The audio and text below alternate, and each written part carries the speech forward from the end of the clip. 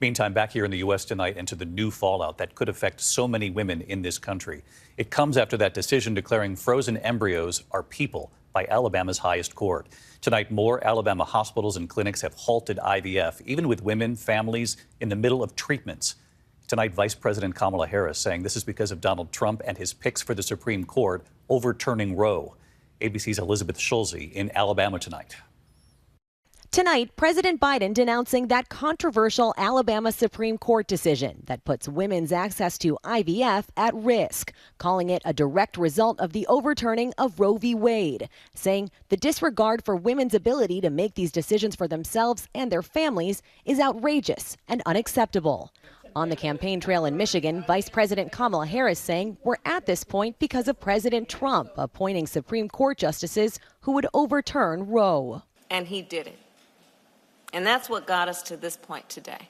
And just days after the state Supreme Court's ruling, almost half of Alabama's fertility clinics are pausing IVF treatments. Dr. Beth Malizia at Alabama Fertility Clinic describing the heart-wrenching calls to patients. We've got patients who are already with this sort of extreme stress, and then you put this decision that's coming out of nowhere on top of that, and it's awful. 238,000 families in the U.S. undergo IVF every year to try to become pregnant. Each cycle averages $12,000. How does someone else get to dictate what I say, what I want for my family? Tori Beasley conceived her daughter by IVF. She's midway through another cycle, only to learn today her embryo transfer appointment, scheduled for March 4th, was canceled. You stay in a state of hope, I guess, just being hopeful.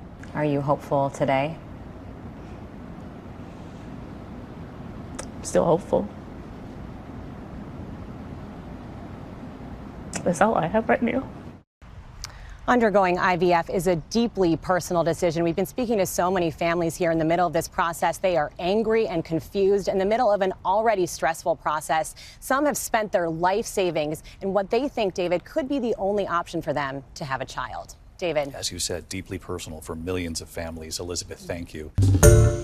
Hi, everyone. George Stephanopoulos here. Thanks for checking out the ABC News YouTube channel. If you'd like to get more videos, show highlights, and watch live event coverage, click on the right over here to subscribe to our channel. And don't forget to download the ABC News app for breaking news alerts. Thanks for watching.